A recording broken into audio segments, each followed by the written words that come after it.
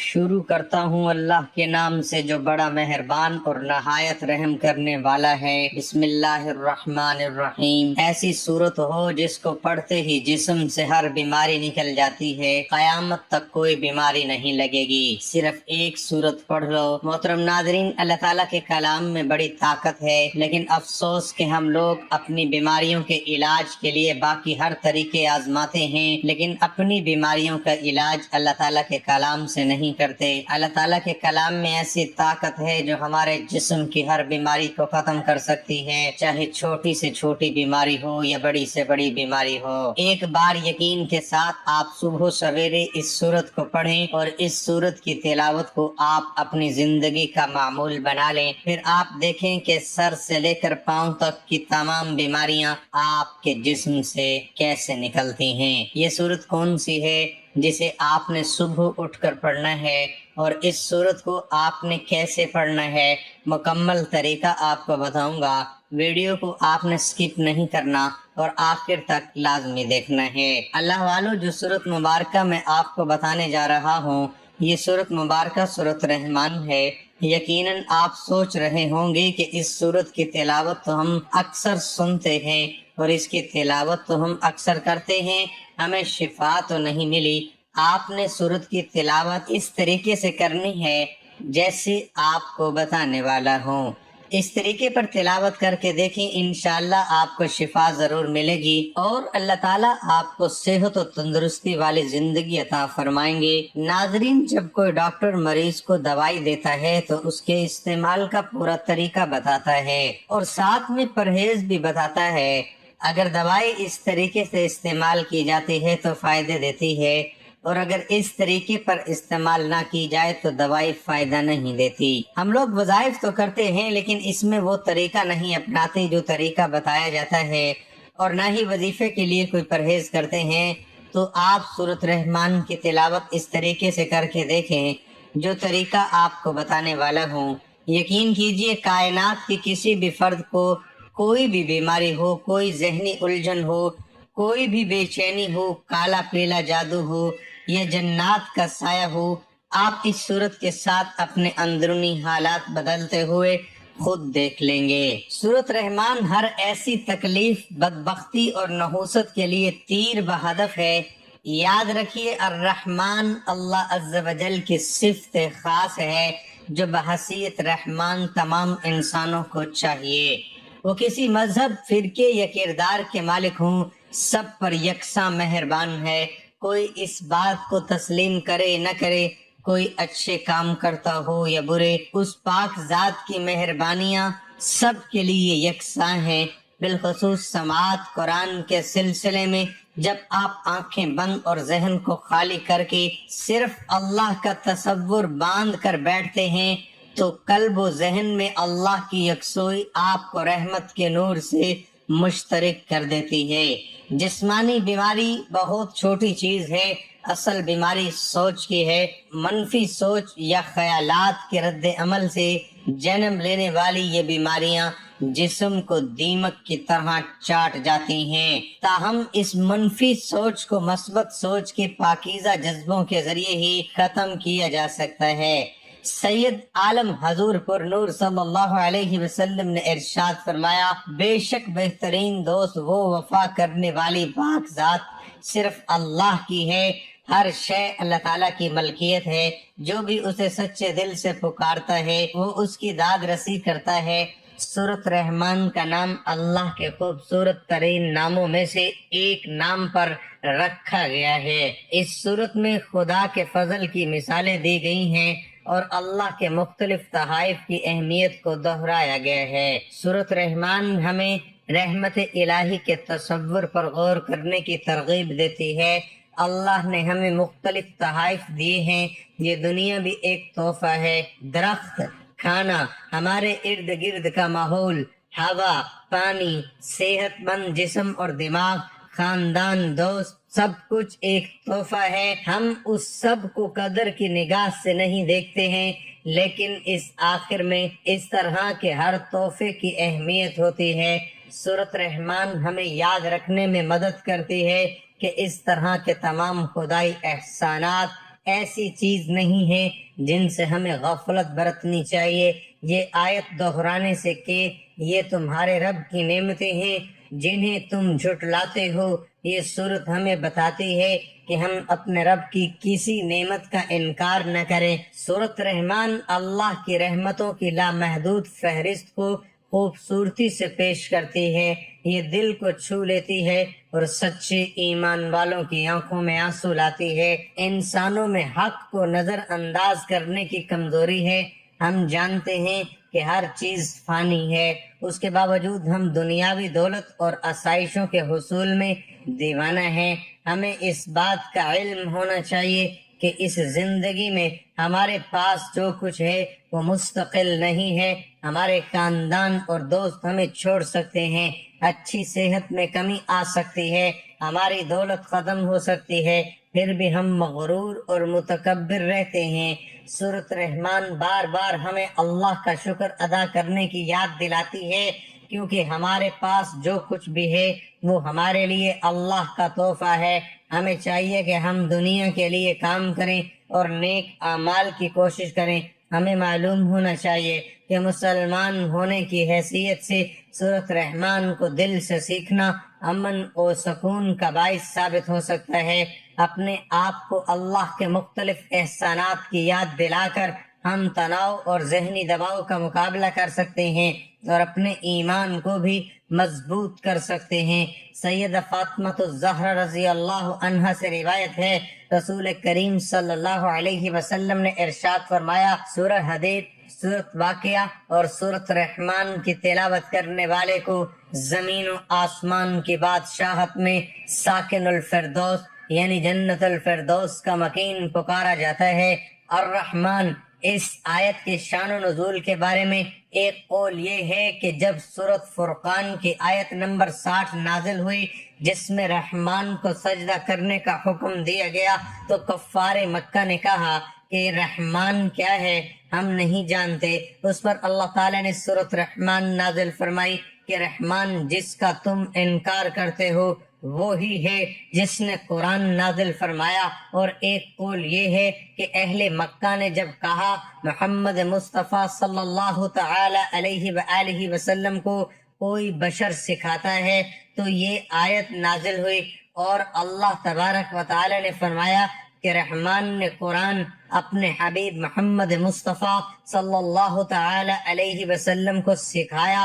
حضور اقدس صلی اللہ تعالی علیہ وسلم کے پاس قرآن پاک بظاہر حضرت جبرائیل علیہ السلام کے واسطے سے آیا، لیکن در حقیقت اللہ تعالیٰ نے اپنے حبیب صلی اللہ تعالی علیہ وسلم کو قرآن سکھایا۔ مخلوق میں سے حضور پر نور صلی اللہ تعالی علیہ وسلم کو کوئی استاد نہیں، بلکہ آپ کا علم مخلوق کے واسطے کے بغیر اللہ تعالیٰ کی عطا سے ہے۔ حضور اقدس صلی اللہ تعالی علیہ وسلم کو قرآن پاک کے متشابہات کا علم بھی دیا گیا ہے، کیونکہ اللہ تعالیٰ نے سارا قرآن اپنے حبیب صلی اللہ تعالی علیہ وآلہ وسلم کو سکھایا تو اس میں متشابہات کا علم بھی آ گیا کہ یہ بھی قرآن پاک کا حصہ ہی ہے۔ اللہ تعالیٰ نے حضرت آدم علیہ السلام کو تمام اشیاء کے نام سکھائے، جیسا کہ ارشاد باری تعالیٰ ہے وَعَلَّمَ آدَمَ الْأَسْمَاءُ كُلَّهَا، اور اللہ تعالیٰ نے آدم کو تمام اشیاء کے نام سکھائے۔ حضرت داؤد علیہ السلام کو زرہ بنانا سکھائی، چنانچہ ارشاد فرمایا وَعَلَّمْنَاهُ صُنَعَةَ لِبُوسٍ لَكُمْ، اور ہم نے تمہارے فائدے کے لیے اسے جنگی لباس کی صنعت سکھا دی۔ حضرت سلیمان علیہ السلام کو پرندوں کی زبان سکھائی، جیسا کہ حضرت سلیمان علیہ السلام نے اس کا اظہار کرتے ہوئے فرمایا یا ایھا الناس علمنا منطق الطیر، اے لوگو ہمیں پرندوں کی بولی سکھائی گئی۔ حضرت عیسیٰ علیہ السلام کو طب تورات اور انجیل کا علم عطا فرمایا۔ ارشاد باری تعالیٰ ہے وَيُعَلِّمُهُمُ الْكِتَابَ وَالْحِكْمَةَ وَالتَّوْرَاةَ وَالْإِنجِيلَ، اور اللہ اسے کتاب اور حکمت اور توریت اور انجیل سکھائے گا۔ حضرت خضر علیہ السلام کو علم لدنی عطا فرمایا وَعَلَّمْنَاهُ مِن لَدُنَّا الْعِلْمَ، اور اسے اپنا علم لدنی عطا فرمایا۔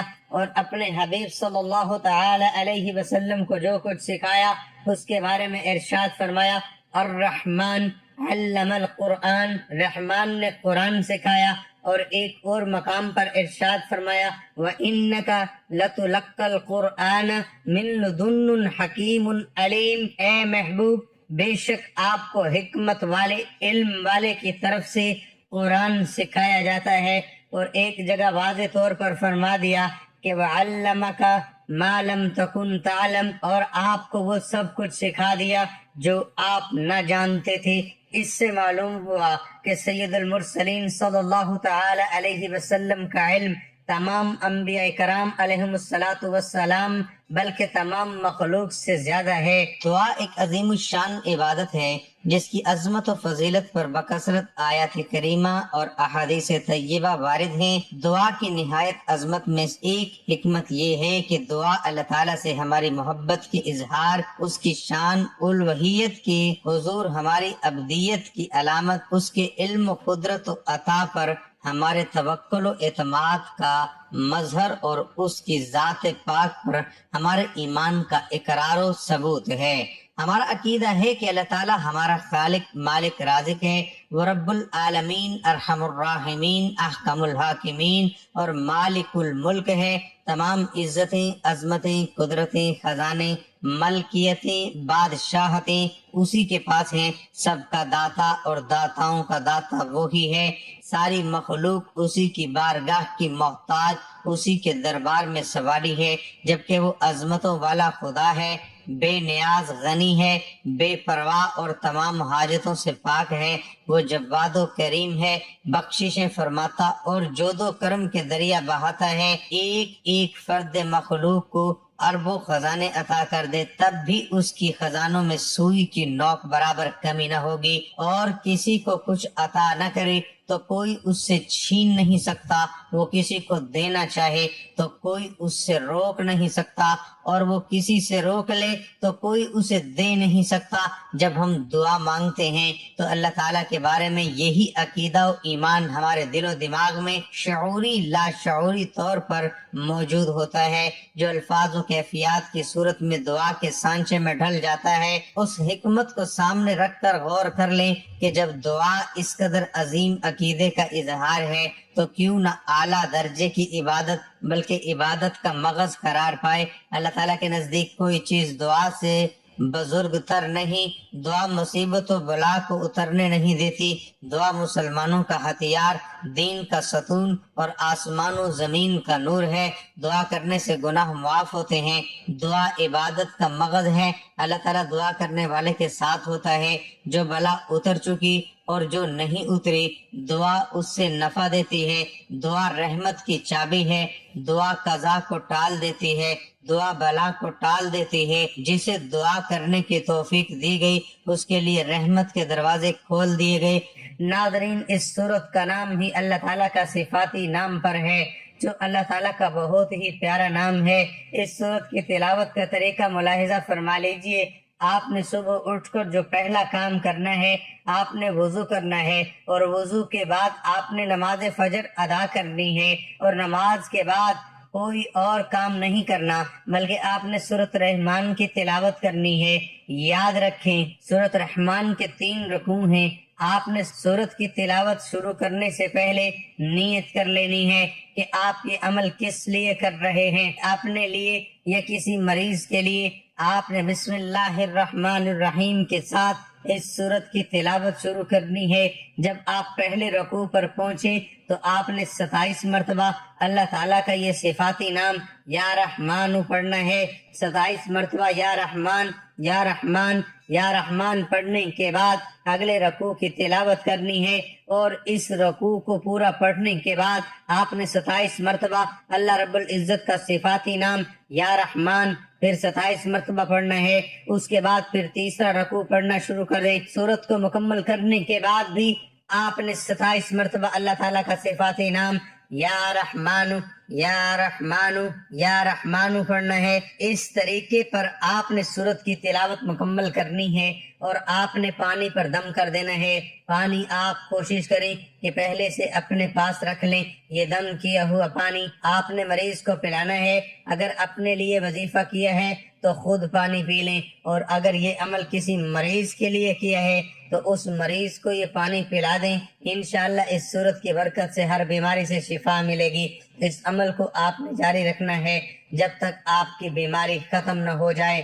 آپ نے اس عمل کو جاری رکھنا ہے۔ جتنا یقین کے ساتھ آپ اس عمل کو کریں گے اتنا جلد آپ کو شفا ملے گی۔ عمل کے ساتھ ساتھ نماز کی پابندی لازمی کرنی ہے اور حسب توفیق روزانہ صدقہ بھی کریں۔ انشاءاللہ آپ کے جسم کی ہر بیماری ختم ہو جائے گی۔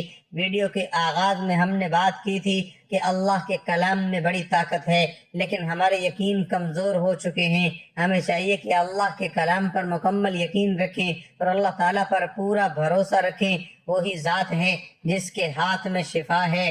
جب آپ اس صورت کا عمل اس گمان کے ساتھ کریں گے کہ اللہ تعالیٰ آپ کو اس صورت کی برکت سے شفا دے گا تو اللہ تعالیٰ آپ کو ضرور شفا دے گا۔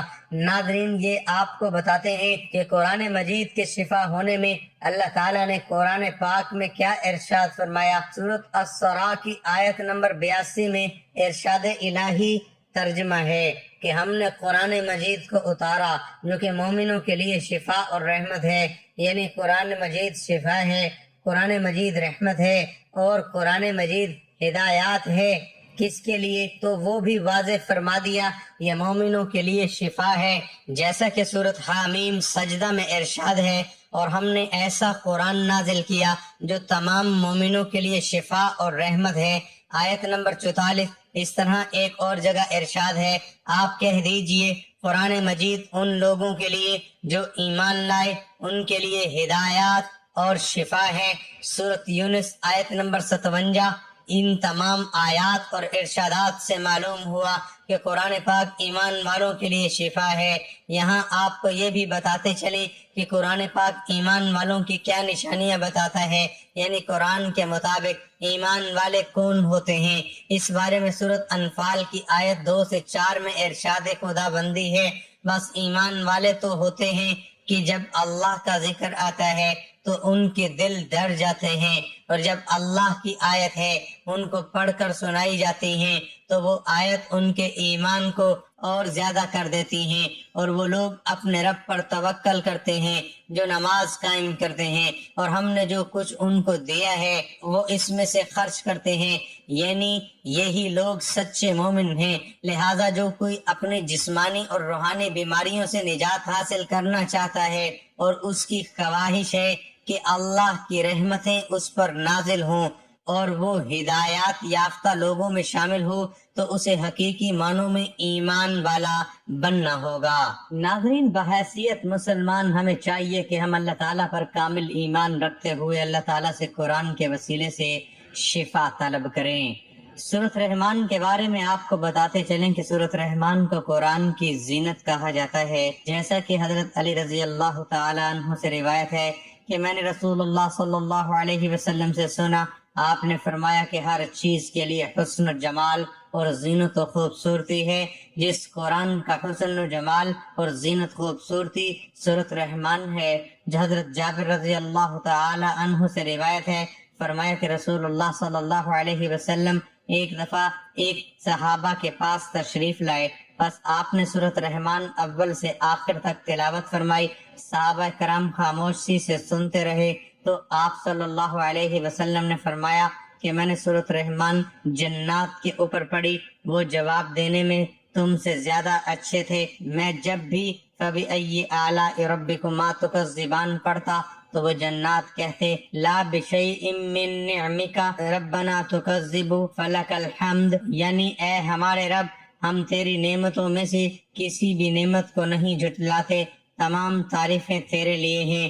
سورۃ رحمان میں بہت سی فضیلتیں ہیں اور اس میں ان تمام بیماریوں کا علاج موجود ہے جو لا علاج تصور کی جاتی ہیں، جو موذی ہی نہیں مہلک و جان لیوا بھی ہیں۔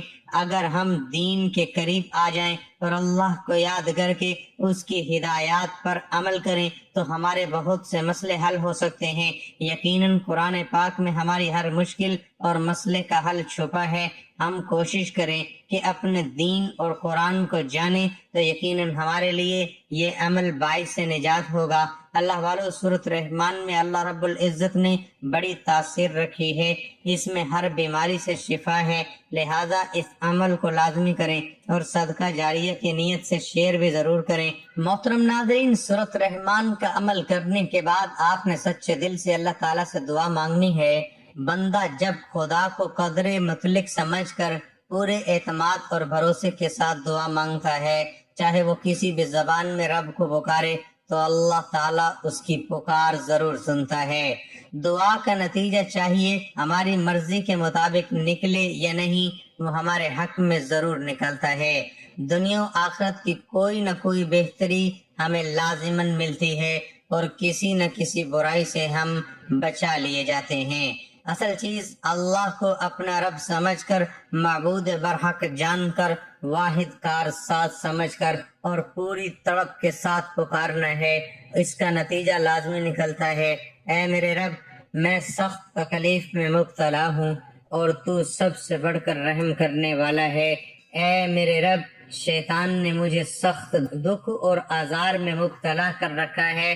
اے اللہ، تو مجھے جسمانی صحت و عافیت عطا فرما۔ اے اللہ، تو میری قوت سماعت میں عافیت و سلامتی عطا فرما۔ اے اللہ، تو میری قوت بینائی میں عافیت و سلامتی عطا فرما۔ تیرے سوا کوئی معبود نہیں ہے۔ اے اللہ پاک، دور کر دے تکلیف کو۔ اے لوگوں کے پروردگار، شفا دے دے، تو ہی شفا دینے والا ہے، تیری شفا کے علاوہ کوئی شفا نہیں۔ ایسی شفا دے جو بیماری کا ہر اثر دور کر دے۔ میں اللہ اور اس کی قدرت کی پناہ لیتا ہوں اور تکلیف کے شر سے جو مجھے ہو رہی ہے اور جس سے میں ڈر رہا ہوں۔ اے اللہ، ہمیں ہماری سماعت، بینائی اور قوتوں سے تا حیات فائدہ پہنچا۔ آمین ثم آمین۔ ہم امید کرتے ہیں کہ آپ کو ہماری آج کی یہ ویڈیو ضرور پسند آئی ہوگی۔ اگر آپ کو ہماری آج کی ویڈیو پسند آئی ہے تو ویڈیو کو لائک اور شیئر کر دیں اور کمنٹ سیکشن میں اللہ تعالیٰ کا نام ضرور شیئر کریں۔ جزاک اللہ۔